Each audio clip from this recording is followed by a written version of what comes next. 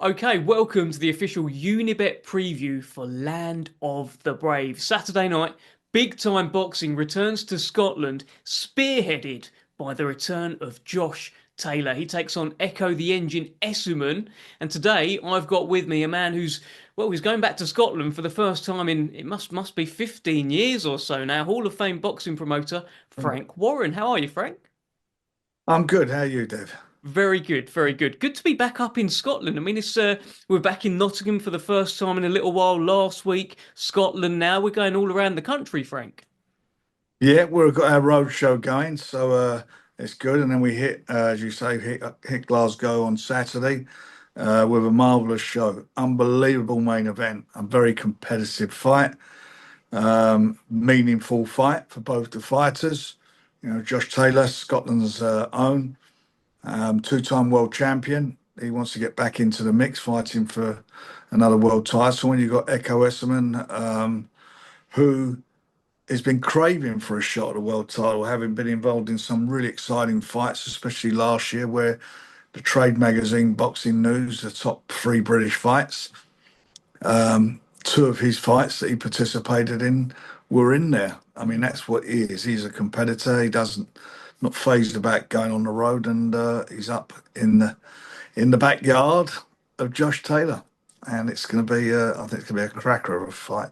I think there's I love a fight like this, Frank, because there's so many elements to it. Josh Taylor had that magic of being the only undisputed four belt champion from Britain ever. Is the only one to do it. But that Yeah. was a little while ago now. Is he still the same fighter at welterweight? Ekow, he's been splashing around in kind of shallow British level water.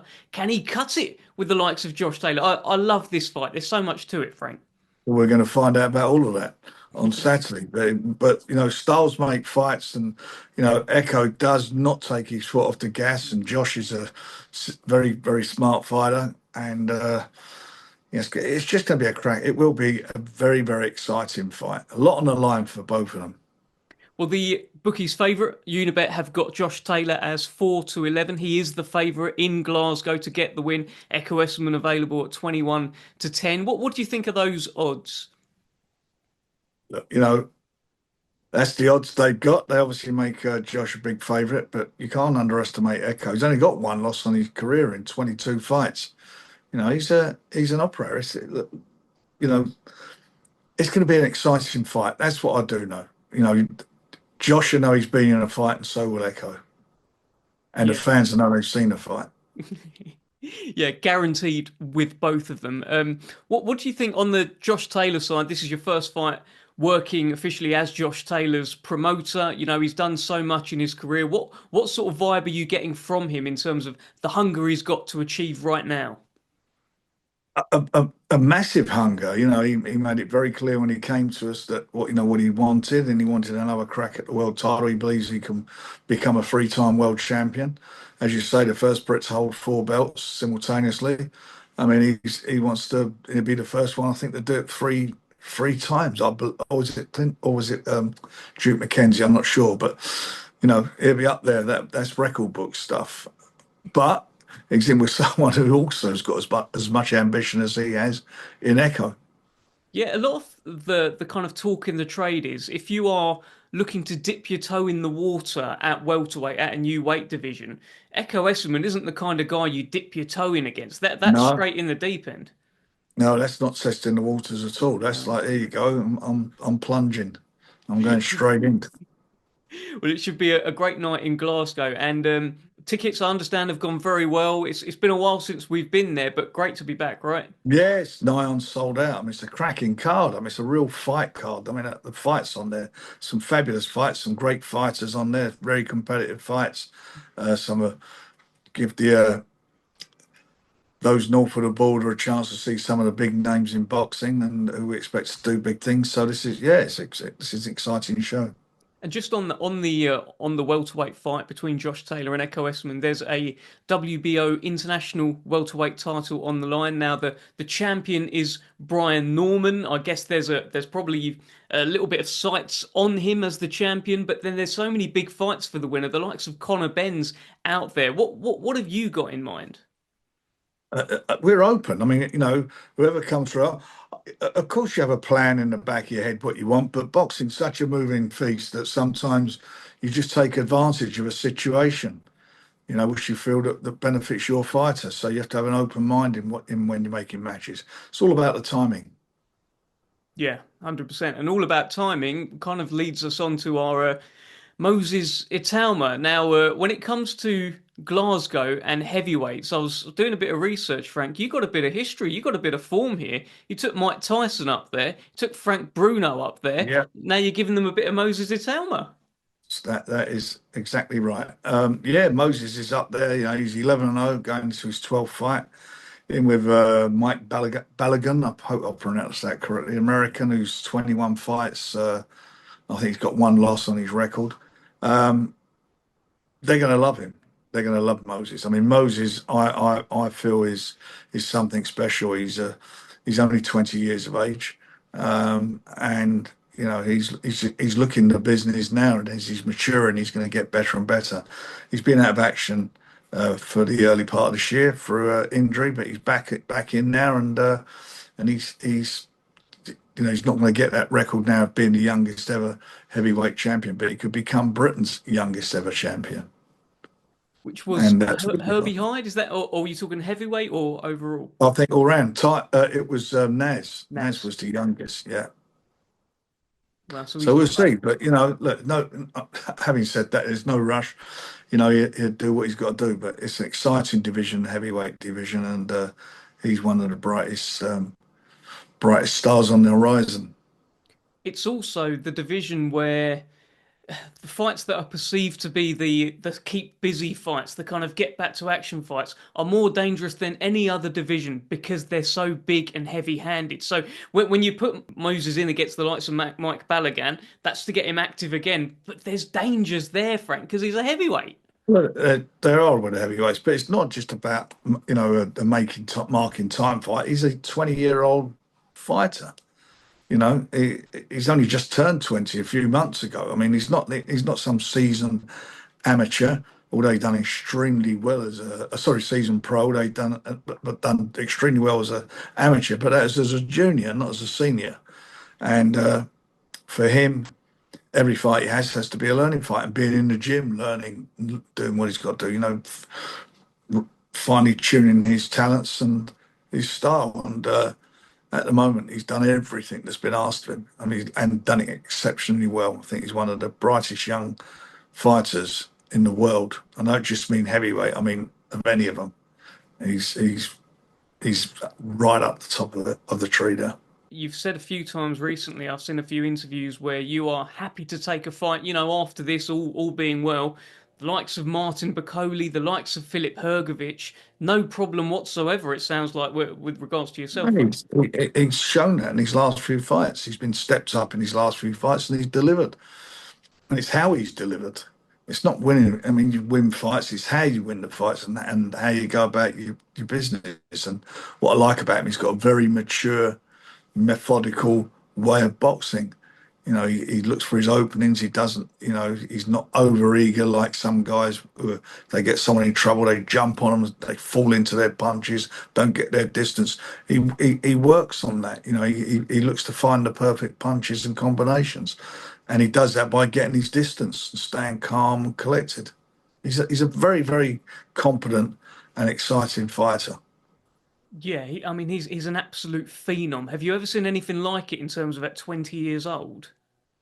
No, I mean, the only comparison for me at that, well, a couple of comparisons. One was Mike Tyson when he was young, because he was an exciting young fighter, and also Daniel Dubois because he turned pro at a very young age as a heavyweight. Tyson turned pro as a young man, um, but Moses is motoring. He's a motoring Moses. That's what he is at the moment. He's going very fast.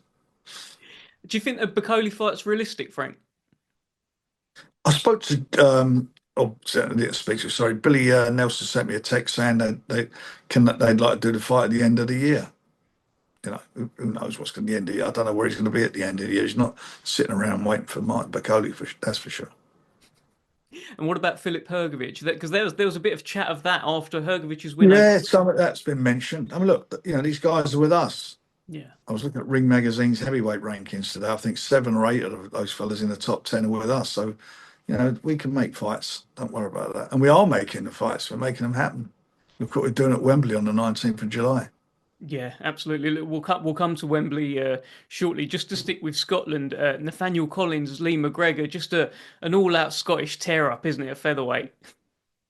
Yeah, I mean, it's just a cracker of a fight between the two of them. The atmosphere is going to be unbelievable in that venue, and everybody likes a domestic bust up, and that's a Scottish domestic bust up, the first order. It's a cracker of a fight, and the winner will go on and get involved in a very, very big fight. Well, the winner becomes the WBC silver champion, and Yeah, yeah, the champion is Stephen Fulton at featherweight as well. But then once again, it's just like what we talked about with Taylor and Essuman. There's so many fights out there. You look at Liam Davis just come through a couple of weeks ago. Zach Miller's yeah. around. There's so much. British boxing is in an exciting place at the moment, really exciting, with a lot of opportunities for British fighters, and everybody's jockeying for position to, become a mandatory or get a chance to, to get a crack at a title, and all these fights that we're putting together. That's where we're trying to take the winner into a situation where they're going to get involved in big, big, meaningful fights and make some really good money for themselves.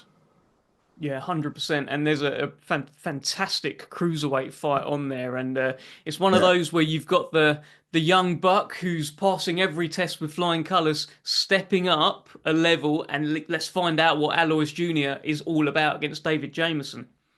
Yeah, he's a young man. He's only young again, but he can whack. I mean, he can punch, and he's exciting. And David is, he's got a good record. He's a tough guy. He's got home advantage as such, being in Scotland. So we'll see. But Aloys is a very exciting young fighter.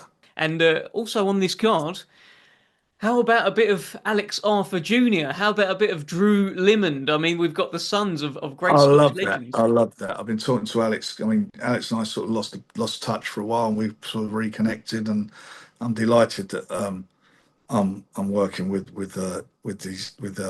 yeah, young Alex. He's a lovely, lovely guy, and can fight a bit. So I'm expecting big things of him. And we're not going to rush him, but he's making his pro debut, and he's making his pro debut in Scotland. So he's delighted with that.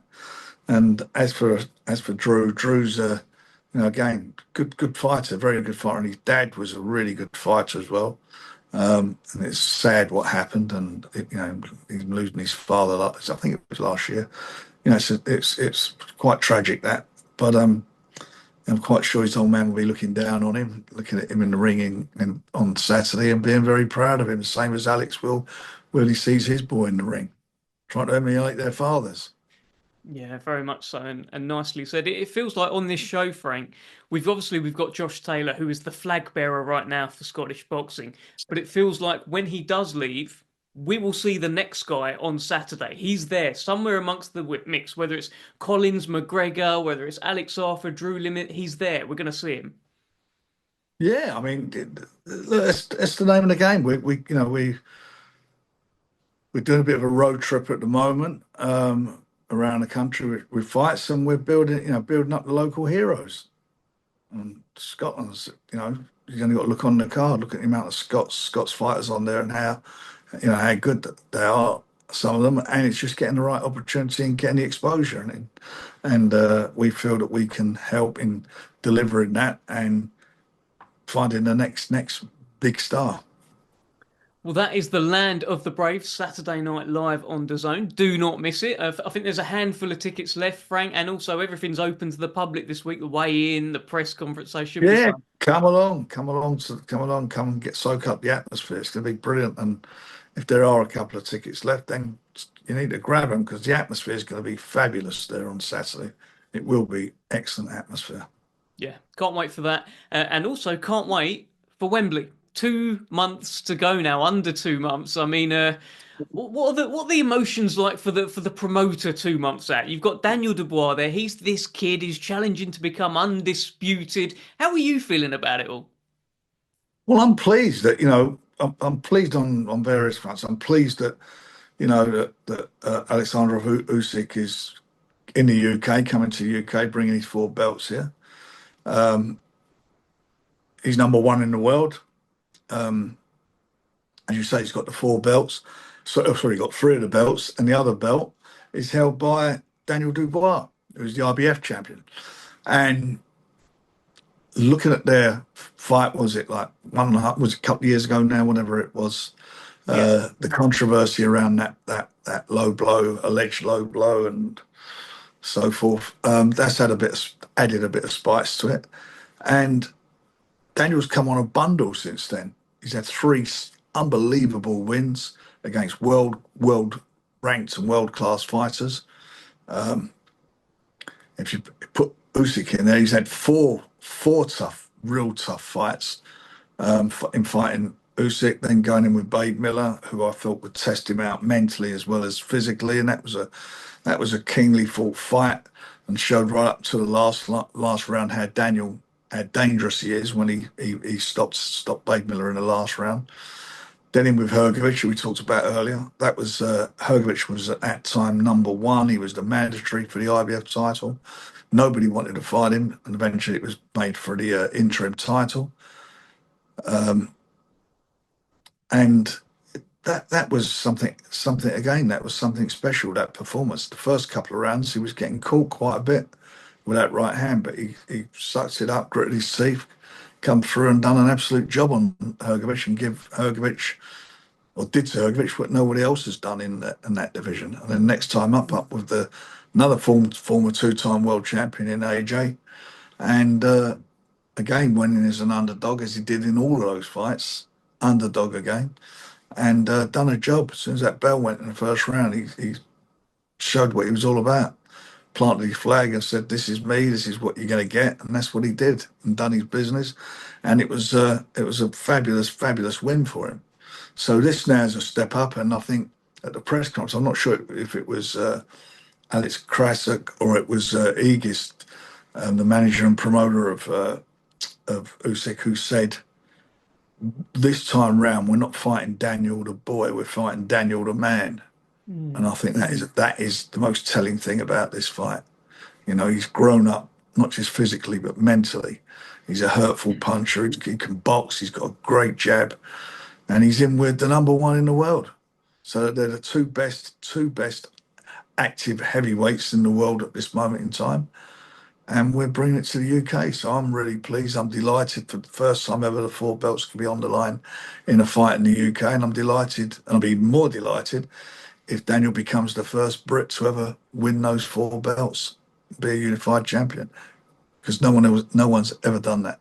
Yeah, listen, it would be some story. I was reading an article on the DAZN website this morning, actually. It's a good piece by Christopher Walker, and he talks about Daniel Dubois being this 27-year-old veteran, which is kind of what you've laid out there in terms of the story there. How many heavyweights at 27-year-old have had that story? He's world champion, he's had ups, he's had downs, to the level of opposition that he's faced.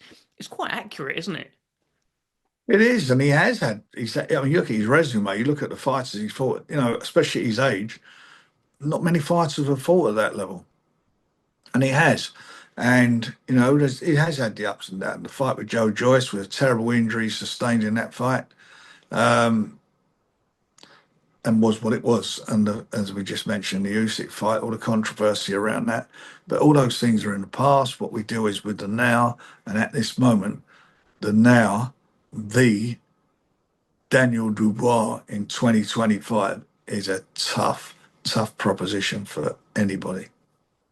Yeah, and he's also a ticket seller. It sounds like Frank. It sounds like they're flying. Yeah, I mean, I think we're up to 69, nearly 70,000 tickets sold for it, and we've got 2 months to go. So that's heading all the way for a sellout.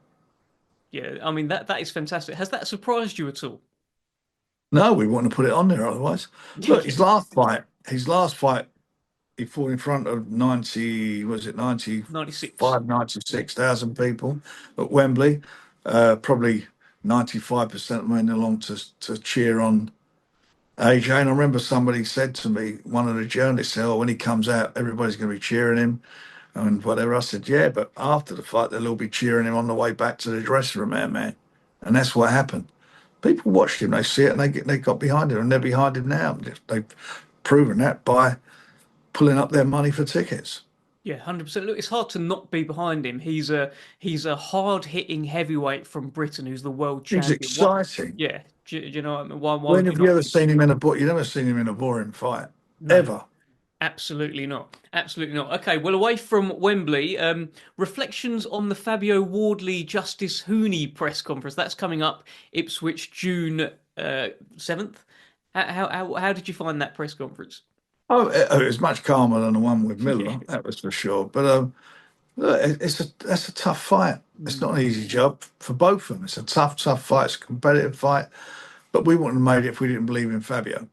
And Fabio, I said to him when I first met him, "What are your dreams?" He said, "I'd love to fight at Portman Road." Well, we said we'll deliver that, and we delivered it. So he's got his fight there, and that'll be again a special night. I mean, these are competitive fights.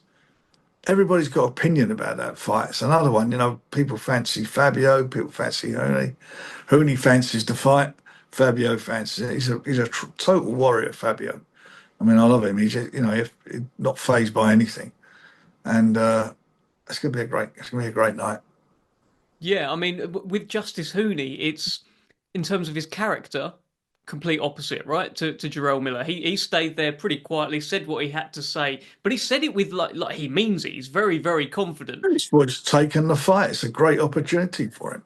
You know, he's it's he's the number one. He's for the WBA. I mean, Yeah. that is a massive, massive, massive position to be in. That means that you become the mandatory for the title, and that gets you into the massively big fight. What everyone will see. So next time round, when the WBA's time is for their mandatory defence, the winner of that fight's going to be there, and he'll be the guy. Well, all to play for at Portman Road. Just like it is with a newly announced Bournemouth show, Peer Pressure, coming up. Ryan Garner in the toughest fight of his career against Reece Bellotti. What a cracker that is, Frank. That is a really good quality fight. I love Ryan. I mean, I was a big believer in him from a very young age, and he had a little bit of hiccup on the way, but he's found his way back. He's looked brilliant in these last few performances. It's a big step up for him. If he comes through this, we'll be talking about him in a world title fight. And by the way, Belotti's a good fighter. He's not, he's coming to win. Mhm. He fancies the job. Big ticket seller. Again, that'd be a fabulous night down there. The last show there was unbelievably good, Yeah, well, this and this the fans are great. and we found basically some stars on the south coast. Like I don't think it's been announced yet. Royston Barney Smith. I'm sure he's going to be on there, but there's He so will be much on going there. on. He's on the card. Yeah. He'll be fighting on the card. It's terrific, and the Garner Belotti fight, just like the Wardley versus Hooney fight, again another sprinkle of Queensberry versus Matchroom. It's quite nice, isn't it? Yeah, well, it's good. The fact that we're on the zone, we're under one roof at the moment. It makes it a little bit easier as well. But it's good. It's good, and we're both competitive companies and promoters, and we're all looking to we're not looking to lose that lead we got over them at the moment. We want to keep sustain the pressure and keep our guys winning. It's fantastic. Tell me a little bit more about David Adeleye. What's the deal here? I understand Queensberry have won the purse bids for the TKV rematch. Do we know where that's going to land? What the plan is? Uh, we're going to nail that down this week, but yeah, we have won the purse bid for it. There was a lot of chat over the weekend. Obviously, there was the Dave Allen Johnny Fisher fight. Dave Allen came through. I think David Adley was there. He was doing a bit of work for the radio, and a lot of people were saying that would be a wonderful fight. Is that a fight that you'd be sort of Yeah, comfortable making? David's got to get through this fight first. So he gets through it, and I think he can get through it. He gets through it, then why not? Why wouldn't we do that? What a cracker that would be. What did you think of that fight, the Dave Allen Johnny Fisher fight? I thought it was competitive. I thought that John boxed much better than he did in the first fight, and he seemed to be doing well. But Dave, you could see he was, you know, you can see that he was old man in him, and you could see that he was waiting for his moment. he's a very, very, he's a solid old pro, Dave. Mm. He's a very solid old pro, and I think from his perspective, it was a brilliant win. I mean, when he put that combination together, it was a real good series of punches, which culminated in him stopping John. But that's boxing, and the fact is, they both sell tickets. They're good ticket sellers. Again, it was good. It was, it was a lot of atmosphere there.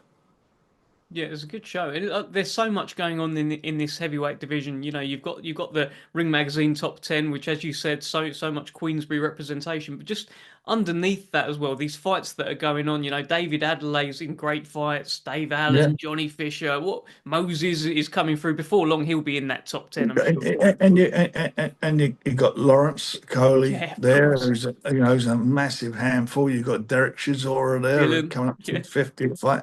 I mean, they're not ranked in there. They're the ones they're outside. They're with us, and they're going to be in great fights. They're all ready to go. We'll be announcing all those different fights soon.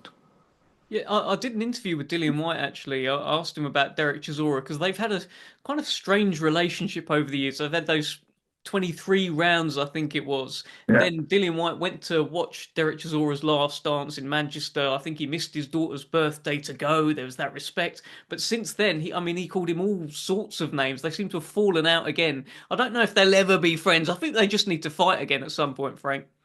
Well, maybe they might do that. I mean, they were good fights to watch. They're competitive fights, and they're both. I mean, Derek. I remember saying he should have retired a couple of years ago, and look where he's at. He's kept himself going, and Dylan believes that he can do the same thing too. So it's exciting times. He's fighting on the undercard in Ipswich, doesn't Yeah, yeah, of course he is. I don't think the opponent's been announced yet, but just great to have him back on that show and he? getting Yeah, back to action. it's good. The heavyweight division is really lively at the moment, and it's got a great British influence. Hey, it could Some be really even good British fighters. it could be even livelier if Tyson Fury comes back. He keeps teasing us, There you Frank. He's go. putting up all these videos. He's hitting bags. He's going for runs. What's going on? Well, he's training. He does what he does, and he likes to use a bit of fun. If he's going to come back, he'll obviously let us know. If he don't, then God bless him and get on with his life. He's you know those fights he had, the two fights with Usyk. I mean, one I thought he won it definitely, but they were very, very close fights, exciting fights and close fights. And a lot of good people in boxing make Usyk the best heavyweight of his generation. They make him some of the stuff I've been reading, they're putting him up there in the very top echelons of world of all the years around the world of heavyweight boxing. And if you're doing that, you've got to put Tyson in the same place because they were very, very close fights. Yeah, absolutely. Have you spoken to him at all? I know you've said I'm not going to With speak to him. Tyson, Yeah, it's not going to not speak to about him about boxing, boxing. not Yeah. not not about boxing, no. Well, we wait. We wait. He's teasing us every day at the moment. Everyone's like checking their story every day. What's he doing now? He was around with John yesterday, but we will see. Yeah, so I'm sure if he's going to, it'll unfold very quickly. What about Hamza Shiraz against Berlanga? I mean, I don't think Hamza's had a press conference before where the opponent has been making gun gestures at him, calling him all sorts of names like this. It was quite a lot. I think he dealt with it quite well. I think he wasn't phased at all by it, was he? I mean, he kept his cool, calm, collected, and just stood there, and that's it. He'll do his fighting in the ring. I tell you what, if he hits Belanga, I know he's been hit, that's for sure. He's going to be much more comfortable now going up a weight. I didn't know he was struggling to make the weight in his previous fight. I was not made aware of that, but you could see in that fight that he just couldn't get going, and I think that was, and certainly until the last few rounds. And he was fortunate to come out of a draw, but he couldn't be fighting that weight anymore. So he's up now, and he's not gone and dipped his toe in the water. He's jumped right in the deep end. Yeah, right, like right in the deep end. It almost Yeah, feels like Berlanga. I haven't seen the odds yet, but the bookies, it feels like they could make him a favourite. He's accomplished at the weight, He's fought Canelo, went all yeah, those rounds. Hamza's new. yeah. Yeah, yeah, you see that, and they probably will do. He's got home advantage, but Hamza, we got confidence, we've got belief in him, and I think that he can come through this fight. And should he come through the fight, I understand there's a renewed relationship with Chris Eubank Jr., judging by the statement that went out yesterday. It's always a fight that you've fancied for Hamza or for Denzel. Does that all become more realistic now?